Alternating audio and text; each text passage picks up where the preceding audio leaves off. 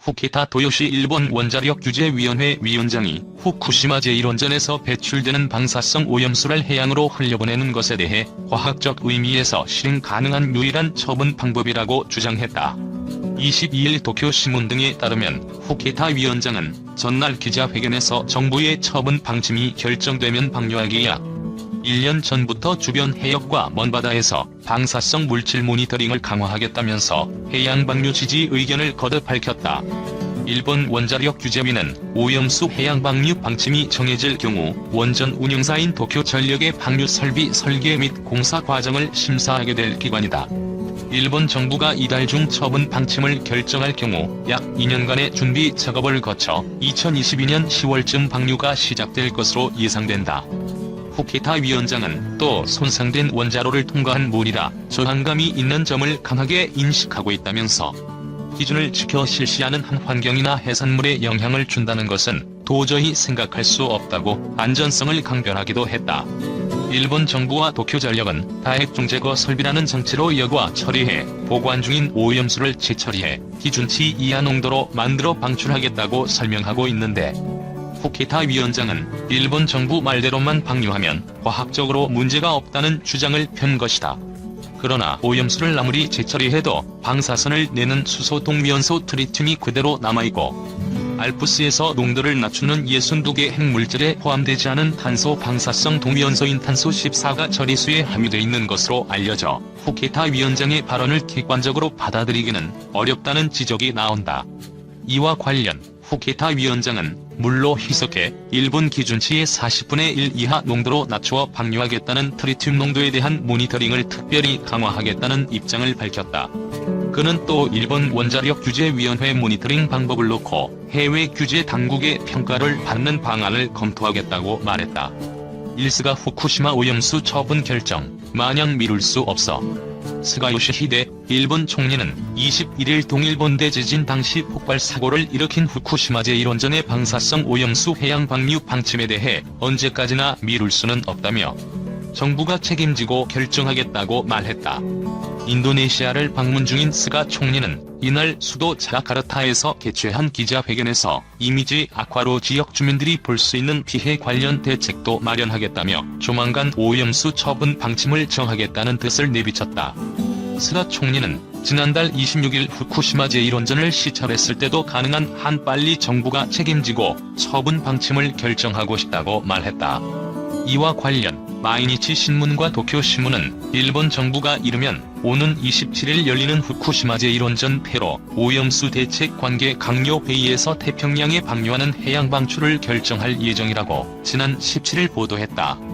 그러나 일본 정부는 최종 결정을 미룰 수 없다고 거듭 밝히면서도 언제 결정할지에 대해선 함구하고 있다. 일본 정부의 해양 방류 방침이 확정되면 원전 운영사인 도쿄전력은 곧바로 방류 설비 설계에 착수하고 원자력규제위원회의 안전성 심사를 거쳐 설비 공사를 진행할 예정이다. 본격적인 방류는 2022년 10월쯤 시작될 전망이다. 일본 정부와 도쿄전력은 지난 9월 기준으로 123만 톤 규모로 불어난 오염수의 오염 농도를 법정 기준치 이하로 낮추어 20에서 30년에 걸쳐 태평양으로 방류하는 방안을 유력하게 검토하고 있다. 그러나 후쿠시마 지역 어민 등을 중심으로 육상 보관을 계속해야 한다는 일본 내 여론이 강하고 한국, 중국 등 주변국도 해양 방류에 반대하는 상황이라 일본 정부의 최종 결정에 관심이 쏠리고 있다. 일본, 징용 문제 양국 협력 강조해 한국이 해결책 내야. 일본 정부는 일제강점기 징용 문제를 조기에 해결하려면 한일 양국의 협력이 중요하다는 이낙연 더불어민주당 대표의 의견 표명에 대해 한국이 해결책을 내놓아야 한다는 주장을 22일 되풀이했다. 가토 가세노부 일본 관방장관은 이날 일본 총리 관저에서 열린 기자회견에서 이 대표의 전날 발언에 대한 질문에 그간 말씀드린 것처럼 옛 한반도 출신 노동자 문제에 관한 한국 대법원 판결 및 관련 사법 절차는 명백한 국제법 위반이라고 말했다. 그는 다른 나라 국회의원 발언에 대해 일일이 논평하는 것은 삼가고 싶다면서도 한국 측에 일본 측이 받아들일 수 있는 해결책을 조기에 제시하도록 강하게 요구하는 중이며 그런 자세에는 전혀 변화가 없다고 반응했다. 징용 문제를 해결하려면 한일 양국의 협력이 필요하다는 이 대표의 메시지에 대해 일본 정부는 해결책은 한국이 제시해야 한다는 입장을 재확인한 셈이다. 대표적인 지일파 정치인인 이 대표는 전날 한국 프레스센터에서 열린 외신기자 간담회에서 양국이 진지한 의지만 있다면 강제징용 문제는 내년 도쿄올림픽까지 갈 것 없이 해결할 수 있다며, 이 문제로부터 연동된 화이트리스트 제외, 한일 군사정보보호협정 문제도 역시 연동해서 해결하는 것이 최근 여러 온라인 커뮤니티에 이슈가 되고 있는 재밌는 글이 있습니다. 미국인의 10대 중 60%가 스시, 즉 초밥을 한국의 음식으로 인식하고 있다는 내용인데요.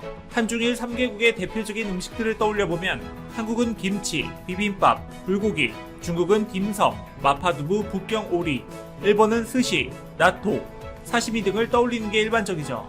현재 이슈가 되고 있는 글이 사실이라면 일본의 대표 요리로 꼽히는 스시가 국적을 잃어버린 상황인데, 대체 미국 10대들은 어떻게 배우고 뭘 먹었길래 저런 엉뚱한 결과가 나와버린 걸까요?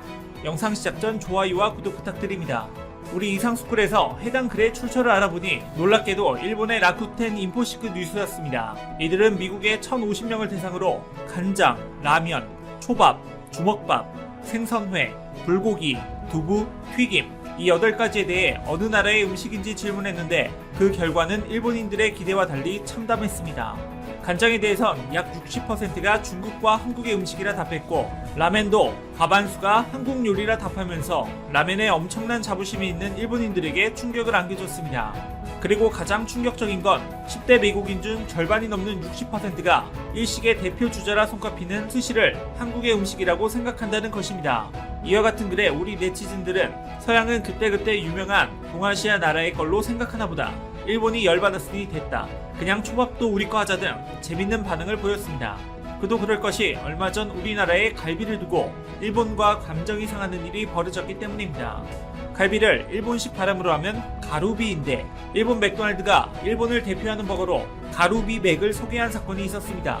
일본에서는 불에 굽는 고기 요리를 보통 야키니쿠로 통칭하기 때문에 가루비 맥이란 표현은 다소 고개를 갸웃하게 만듭니다. 또 일본의 언어에서 기무치나 마코리처럼 외래어는 가타카나로 표기하는 게 일반적인데, 가루비를 가타카나가 아닌 히라가나로 표기했다는 점에서 공분을 더했죠. 물론 표기에 있어서 오류가 난 게 아닐까라고 생각할 수는 있지만 일본인 특유의 음습함 때문에 방심은 금물입니다. 이들은 자꾸만 우리의 음식을 자신들의 것이라 주장하려고 호시탄탄 기회를 노리고 있기 때문이죠. 그 일례로 최근 들어 일부 일본인들이 SNS를 통해 김치볶음밥은 일본의 전통 음식이라고 어필하고 있습니다. 이들은 차마 김치만큼은 우기기 어려웠는지 김치는 한국 거, 그렇지만 김치를 볶은 생각을 한 건 일본이 처음이니 김치볶음밥은 일본 거라며 황당한 주장을 하고 있습니다. 일본이 이렇게 타국의 신문화를 뺏으려고 눈에 불을 켜는 이유가 뭘까요? 본인들의 전통 음식이 근본 없기 때문이 아닐까 싶은데요. 일본의 대표 길거리 간식이라 소개하는 타코야끼. 타코야끼의 원조가 따로 있었단 걸 아셨나요? 바로 덴마크의 에벌레스 키버인데요. 문어 등을 넣는 토핑만 다를 뿐 철판에 반죽을 붓고 굽는 방식과 겉모양은 타코야끼와 똑같습니다. 또 일식집에 가면 꼭 한 번씩 제공해주는 튀김요리 템푸라. 꽃을 피우듯 튀김옷을 예쁘게 입혀 재료의 질감과 맛을 잘 살려 튀겨 나오죠. 하지만 이 음식도 사실 스페인과 포르투갈에서 즐겨 먹는 칼라마레 아라 로마나가 그 어원입니다. 일본의 튀김 요리는 에도 시대까지만 해도 없었기 때문에 스페인어 중 사계 제일이라는 의미의 카투오로 템푸라가 음식 이름으로 전해져 지금의 일본 덴푸라로 정착됐다는 말이 오래전부터 이어져 왔습니다. 일본의 고로케 역시 프랑스의 크로켓이란 요리에서 발전한 건데요. 돈가스의 어원인 독일의 슈니첼, 일본의 당구는 중국의 탕원, 샤브샤브는 중국의 훠거로 그 어원이 꼽히죠. 물론 서양의 문물을 받아들여 본인들의 입맛에 맞게 어레인지하는 건 나쁜 게 아닙니다. 하지만 그것을 자신들의 전통 음식이라 주장하면 문제가 되죠. 예를 들어 우리나라는 당연히 짜장면과 짬뽕을 한식이 아닌 중식으로 표기하지만 일본에선 김치볶음밥을 포함해 앞서 언급한 음식들을 일식으로 표기하고 있습니다. 이런 고집불통 문제인 일본에게 우리의 음식을 지켜내야 하는데 때마침 얼마 전 반가운 소식이 전해졌습니다. 아시아에서만 통용되는 한국인의 매운맛 고추장이 김치와 인삼에 이어 우리나라 세 번째로 국제적인 규격으로 인정받은 건데요. 농림축산식품부는 제43차 국제식품규격위원회 코덱스 총회에서 우리나라 고추장이 세계 규격으로 채택됐다고 밝혔습니다. 코덱스는 소비자 건강보호, 식품의 공정한 무역을 위해 세워진 국제기구로 163개 회원국으로 구성되어 있으며 각 식품들이 전 세계적으로 통용될 수 있도록 기준을 설정하는 역할을 하고 있는데요. 코덱스에서 고추장이 세계 규격으로 채택된다는 것은 사실상 전 세계의 인정을 받았다는 겁니다. 이로써 고추장이라는 우리 고유의 명칭을 그대로 사용해 칠리 소스 등과 구별되는 독자적인 발효식품으로 세계에 인식시킬 수 있게 됐죠. 또 한류 등의 영향으로 지난해 기준 미국, 중국, 일본 등 약 100여 개 국가에 17,000통 이상 3,767만 달러 상당 규모로 수출됐을 정도라고 합니다. 세계인의 입맛을 사로잡아 우리의 음식을 알리는 것도 당연히 중요하지만 고추장의 경우처럼 세계적인 규격과 같은 등록 행위 역시 매우 중요합니다. 왜냐하면 일본이 우리의 전통 음식인 김치를 뺏어가려고 했었기 때문인데요. 당시 일본에서 절인 음식 기무치를 코덱스에 등재하려는 움직임을 보이자 우리나라가 발빠르게 대응해 김치 규격을 얻을 수 있었습니다. 이후 김치는 활발한 수출 사업을 통해 세계인 밥상에도 얼굴을 내미게 되었는데요. 특히 올해 3분기에 김치 수출은 놀랄만한 성과를 얻었습니다. 코로나19로 세계인들이 건강에 관심 갖기 시작하면서 면역력에 좋은 식품으로 알려진 김치 수출이 급증했습니다. 김치의 수출액은 전년도와 비교해 무려 38.5%나 늘어났죠. 또 우리 음식 중 세계 규격으로 인정받아 수출 효자 상품이 된 경우도 있는데요. 그것은 바로 인삼을 활용한 제품들입니다. 인삼 제품은 지난 2015년에 코덱스 세계 규격 획득에 성공했습니다. 여기서 얻은 규격은 의약품이 아닌 식품이나 식품 원료로 사용되는 인삼 제품이었는데요. 이전까지만 해도 인삼은 대부분의 국가에서 식품이 아닌 의약품으로 취급했는데 당당히 식품 자격을 얻으면서 수출길이 팍 트였습니다. 이것이 중요한 이유는 식품의 자격을 얻는 것과 의약품으로 취급받는 것은 천지 차이가 나기 때문입니다. 식품은 의약품과 비교해 훨씬 다양한 형태로 공급이 가능합니다. 통관과 관세 측면에서도 의약품보다는 식품이 훨씬 유리하기 때문에 인삼 제품의 국제 규격 취득은 이후 인삼 제품 수출에 효자 노릇을 한 겁니다. 이와는 반대로 일본의 안일한 판단 덕에 우리 농가가